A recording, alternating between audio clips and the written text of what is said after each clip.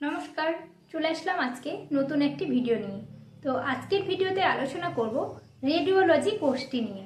তো কি এই রেডিওলজি কোর্স এবং এই কোর্সটি করার জন্য কি কি এলিজিবিলিটি ক্রাইটেরিয়া দরকার, অ্যাডমিশন প্রসেস, তারপর আলোচনা করব সবচেয়ে গুরুত্বপূর্ণ জিনিস, এই কোর্সটি করার পরে তোমরা কোন ফিল্ডে কাজ পাবে বা জব অপরচুনিটি কি কি রয়েছে সেটা নিয়ে আলোচনা করব। তো চলুন আজকের ভিডিও শুরু করা যাক। আর যারা আমার চ্যানেলে নতুন অবশ্যই চ্যানেলটিকে সাবস্ক্রাইব করে দিন। রেডিওলজি কোর্সটিকে টপ প্যারামেডিক্যাল কোর্সের মধ্যে একটি ধরা হয়, কারণ হচ্ছে এটি কিন্তু প্রচুর চর্চিত একটি কোর্স। এই কোর্সটি হচ্ছে দুইভাবে করা যায়, একটা ডিপ্লোমা কোর্স এবং ব্যাচেলার কোর্স। ডিপ্লোমা কোর্স করার জন্য SMFWBEEর আন্ডারে এক্সামটা হয়, সেটা এন্ট্রান্স এক্সাম দিয়ে কাউন্সিলিংয়ের মাধ্যমে করা যায়। আর যেটা bachelor course, bachelor in radiology, সেটা কিন্তু জেনপাস ইউজি যে এক্সামটা হয় সেই এক্সামটা দিয়ে কাউন্সিলিংয়ের মাধ্যমে বিভিন্ন প্রাইভেট এবং গভর্নমেন্ট ইনস্টিটিউশনে এডমিশন করানো হয়। তারপরে চলে আসছি ক্রাইটেরিয়া, কারা এই কোর্সটা করতে পারবে। তো ক্রাইটেরিয়া হচ্ছে 12 পাস হতে হবে with physics, chemistry and biology, pass mark থাকতে হবে এই তিনটে সাবজেক্টে।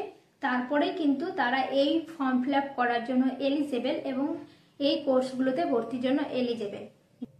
দুটোর ক্ষেত্রেই সেম, সেটা ডিপ্লোমা কোর্স হোক এবং ব্যাচেলার কোর্স হোক, দুটোর ক্ষেত্রেই কিন্তু 12 সায়েন্স থাকতে হবে এবং ফিজিক্স, কেমিস্ট্রি, বায়োলজি এই তিনটে সাবজেক্টে পাস মার্ক থাকতে হবে। তো এটা অনেকেই ভুল করে যে আর্টস নিয়ে ধরুন ভর্তি হয়ে যায়, সেক্ষেত্রে পরে কিন্তু অনেক সমস্যার সম্মুখীন হতে হয়।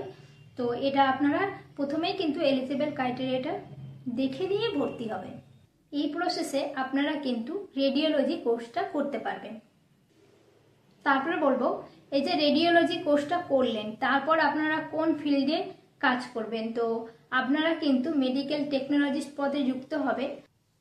আর আমরা সবাই জানি রেডিওলজি ব্যাপারটা থেকে আমরা বুঝতেই পারছি যে X ray department, USG department, MRI department, CT scan ডিপার্টমেন্টে কিন্তু আমাদের এই কোর্সটি করার পর কাজগুলো করতে হবে।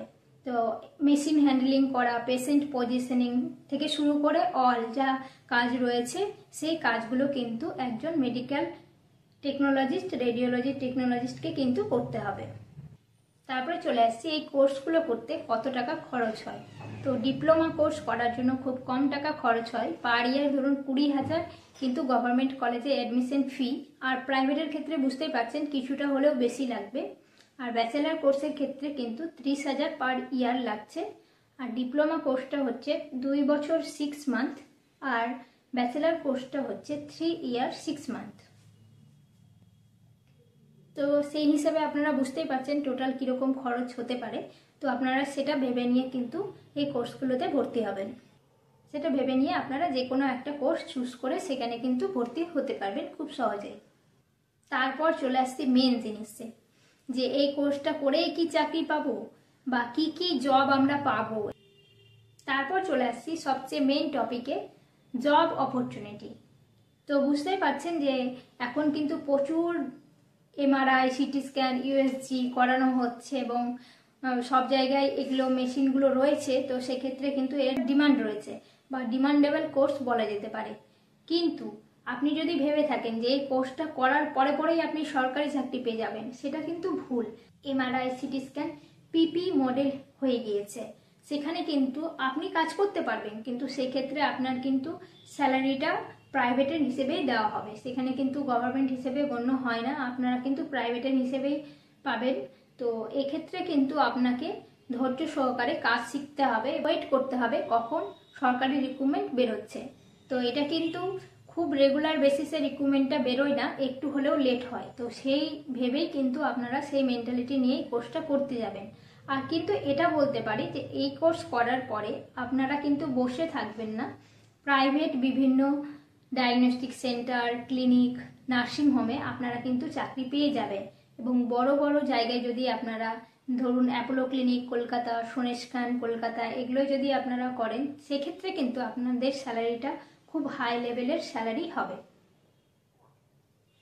তো যারা কাজ করবেন বা কাজ শিখবেন এই মেন্টালিটি নিয়ে আছেন, তারা কিন্তু তাদের জন্য এই কোর্সটা বেস্ট, এটা বলতে পারি। তো এইসব কারণে কিন্তু টপ 5 মধ্যে কিন্তু এই কোর্সটা জায়গা পেয়েছে। তো এই গেল আজকের আলোচনা। এই নিয়ে আরও কোনো কোশ্চেন থাকলে অবশ্যই কমেন্টের মাধ্যমে জানান, আমি অ্যান্সার দেওয়ার চেষ্টা করব। তো আর যারা যারা আমার চ্যানেলে নতুন, অবশ্যই চ্যানেলটিকে সাবস্ক্রাইব করুন এবং পাশে থাকা বেল আইকনটি প্রেস করে দিন, যেন আমি ভিডিও দিলে সবার প্রথমে আপনার কাছে পৌঁছে যায়।